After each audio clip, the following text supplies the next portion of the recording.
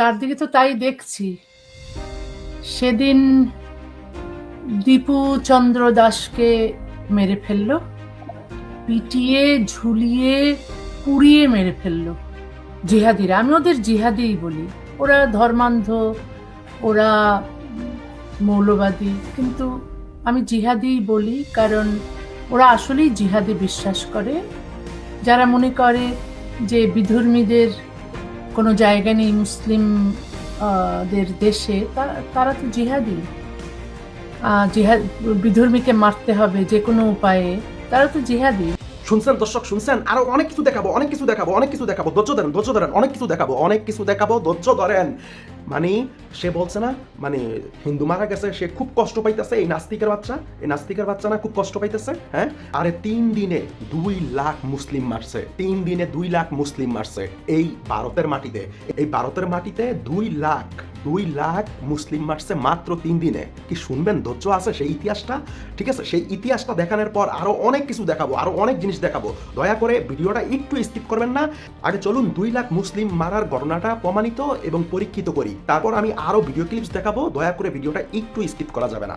প্রিয় দর্শক, আজ আপনাদেরকে জানাবো একটি স্বাধীন দেশ হায়দ্রাবাদ কিভাবে ভারতের দখলে গেল। 82,698 বর্গ মাইল এই অঞ্চলটি মুসলিম শাসকদের দ্বারায় পরিচালিত হতো। একটি মুসলিম রাজবংশ এর শাসন পরিচালনা করত। সেই সময় হায়দ্রাবাদের শাসককে বলা হতো নিজাম। ভারত উপমহাদেশ স্বাধীন হওয়ার সময় তৎকালীন সময় নিজাম ছিলেন ওসমান আলী খান সিদ্দিকী, এবং ব্রিটিশরা যখন তৎকালীন সময়ে ভারত উপমহাদেশকে 2টি ভাগে ভাগ করার সিদ্ধান্ত নেয়, তখন হায়দ্রাবাদের শাসক ওসমান আলী সিদ্দিকী 2টি রাষ্ট্রের কোনোটির সাথে যোগ না দেওয়ার সিদ্ধান্ত জানান। এদিকে ভারত ভাগের প্রস্তাব উঠলে মুসলিম জাতীয়তাবাদীর প্রবক্তা চৌধুরী রহমত আলী পাকিস্তানের পাশাপাশি বাংলা অঞ্চলকে বাঙ্গালিস্তান এবং হায়দ্রাবাদকে ওসমানিস্তান পৃথক 3টি মুসলিম রাষ্ট্র হিসাবে প্রস্তাব দেন।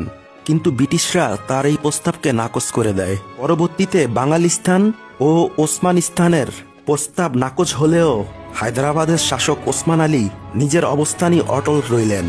তিনি ব্রিটিশদের কাছে প্রস্তাব করেন যেন হায়দ্রাবাদকে একটি মুসলিম স্বাধীন রাষ্ট্র হিসাবে গঠন করে দেন। কিন্তু British Bharat governor general Mamun Patel তাকে বলে যে কোনো একটি দেশের সাথে যোগদান করার জন্য। কিন্তু নিজাম আলী এই 2টি দেশের সাথে কোনোটির সাথে যোগদান করার ইচ্ছা পোষণ করেনি। তাই ব্রিটিশরা হায়দ্রাবাদকে স্বাধীন রাষ্ট্র না করলেও তিনি নিজস্ব সেনাবাহিনী তৈরি করে নিজের শাসন কার্য পরিচালনা শুরু করেন। আর ব্রিটিশরা ভারত উপমহাদেশ থেকে চলে যাওয়ার পর একটি স্বাধীন মুসলিম রাষ্ট্র হিসাবে আইনতভাবেই মুসলিম একটি স্বাধীন রাষ্ট্র হিসাবে গঠন হয়েছিল, এবং নিজাম আলী একটি স্বাধীন রাষ্ট্র হিসাবে একটি কাঠামো দাঁড় করিয়েছিলেন। নিজস্ব পতাকা, টেলিযোগাযোগের ব্যবস্থা এবং বিমানবন্দরের ব্যবস্থা, রেলপথ, ডাক যোগাযোগের ব্যবস্থা, এমনকি নিজস্ব মুদ্রা, এছাড়াও নিজস্ব সেনাবাহিনী তৈরি করেছিলেন। হায়দ্রাবাদের চতুর্দিকে ছিল ভারত। নিজাম ওসমান আলী যখন স্বাধীনতা ঘোষণা করলেন এবং স্বাধীন দেশ হিসাবে তার কার্যক্রম পরিচালনা করতে লাগলেন, কিন্তু ভারত এটা কোনোভাবেই মেনে নিতে পারল না। আবার প্রাথমিক পর্যায়ে বহির্বিশ্বের সমালোচনার ভয়ে হায়দ্রাবাদ থেকে আক্রমণও করতে পারছিল না ভারত। তাই প্রথমে ভারত সরকার কূটকৌশলের আশ্রয় নেয়।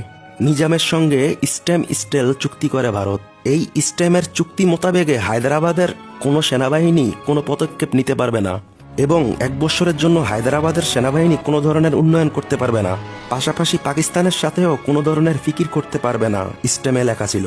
এ চুক্তির মাধ্যমে বহির্বিশ্বের সঙ্গে বিরত রাখে ভারত। আর এদিকে নানা পন্থা কূটকৌশলের আশ্রয় নিয়ে ভারত উত্তপ্ত করে ফেলে হায়দ্রাবাদ, যেখানে হিন্দু মুসলিমদের সাথে সম্পর্ক ছিল যুগ যুগ ধরে। সেই সম্পর্কে ফাটল ধরিয়ে পরস্পরকে মুখোমুখি দাঁড় করায় ভারত সরকার, এবং ভারতীয় গণমাধ্যমে হিন্দু নির্যাতিত হচ্ছে হায়দ্রাবাদে এটা রটিয়ে দেয় ভারতে, মানে ভারতের তৎকালীন সরকার। এবং এই গুজব রটানোর পর পুরো ভারতের হিন্দুরা উত্তপ্ত হয়ে যায়। তবে ভারত সরকার এই দিনটিরই অপেক্ষায় ছিল। কথিত হিন্দুদের রক্ষার নামে তৎকালীন সরকার জওহরলাল নেহরু সামরিক অভিযানের নির্দেশ দেয়। এদিকে স্টিল চুক্তি করার কারণে হায়দ্রাবাদের মিলিটারিদের উন্নতি করতে পারেনি, কিন্তু নিজামী তবুও হাল ছাড়তে রাজি না। নিজামী এই ছোট্ট বাহিনী নিয়ে, ট্যাঙ্ক ও যুদ্ধ বিমান কয়েকটি নিয়ে মোটামুটি একটি ছোটখাটো যুদ্ধ শুরু হয়ে যায়। কিন্তু দুঃখের বিষয় হলো এটাই যে নিজামীর বাহিনী মাত্র 5 দিনে ভারতীয় সেনাবাহিনীর কাছে পরাজিত হতে বাধ্য হয় এবং 18ই সেপ্টেম্বর নিজাম উসমান আলী সিদ্দিকী রেডিওর মাধ্যমে আত্মসমর্পণ করার তার নিজের আত্মসমর্পণের কথা জানান। কিন্তু এই 5 দিনে হায়দ্রাবাদের মুসলমানের উপর ভারতীয় সেনাবাহিনী কেয়ামতের বিভীষিকা নামিয়েছিল এবং যেই কয়েকজন হায়দ্রাবাদে হিন্দু সেনাবাহিনী ছিল তারা চরম বেমানি করে নিজামীর সাথে। তারা ভারতীয় সেনাবাহিনীর সাথে যোগ দেয়, মুসলমানদের বাড়িঘর সব জ্বালিয়ে দেয়, এমনকি বাচ্চাদের উপর অত্যাচার করে এবং নারীরা চরম নির্যাতিত হয় তাদের কাছে। প্রায় 2 লাখের মতো মুসলিমদের হত্যা করে ভারতীয় সন্ত্রাসী বাহিনী মাত্র 5 দিনে। বর্তমানে মুসলমানদের সেই স্বপ্নের ওসমানিস্তানকে ভারতের 3টি প্রদেশ ও মহারাষ্ট্র খণ্ড উপদেশ গুজরাটের সঙ্গে একত্রিত করে মাটি চাপা দিয়ে রেখেছে মুসলমানদের শত শত বছরের ইতিহাস। আচ্ছা দর্শক, শুনলেনই তো, হ্যাঁ, ভারতে নতুন একটা আইন জারি হয়েছে, সেটা শুনবেন না? ভারত নিয়ে কথা বললে তো ফেসবুক গায়েব করে দিতেছে আমাদের। তো বলছিলাম ইউটিউব চ্যানেলটা সাবস্ক্রাইব করে রাখেন। কমেন্ট বক্সে ইউটিউব চ্যানেলটা, লজ্জা লাগে বলতে এখন, ঠিক আছে? আমাদের ইউটিউব চ্যানেলগুলো সাবস্ক্রাইব করে রাখেন। হ্যাঁ, মাঝে মধ্যে দেখেন যে আমার ইউটিউব চ্যানেলে আমি ওই যে সিনেমা নিয়ে আলোচনা করি, এগুলা কেন করি এটা আপনারা বুঝবেন না। সিনেমা নিয়ে আলোচনাটা কেন করি এটা আপনারা বুঝবেন না, ঠিক আছে? এটা যদি আপনাদের বুঝার মতো জ্ঞান হইতো তাহলে আপনারা ঠিকই সাবস্ক্রাইব করতেন। সিনেমা নিয়ে পাশাপাশি আলোচনা করি, তার মানে আমি বুঝাই যে আমি না এন্টারটেনমেন্ট, মানে আমি সিনেমা নিয়ে আলোচনা করি, ঠিক আছে? আমি মূল বিষয় ওইটা রাখি না, কিন্তু মূল বিষয়ই আমার এটা, মূল বিষয় হচ্ছে, সাবজেক্টই হচ্ছে আমার এটা। তো চলুন দর্শক, ভারতে কি নতুন আইন জারি করা হয়েছে আমাদের মুসলমানের জন্য আসামে এবং মানে ভারতে, সেটা একটু শুনে আসি। এবার বিজেপি শাসিত আসামে বন্ধ হতে চলছে সমস্ত মাদ্রাসা। তীব্র প্রতিবাদ ও আপত্তি উপেক্ষা করেই সম্প্রতি বিলটি উদ্যানসভায় উদ্যাপন করা হয়।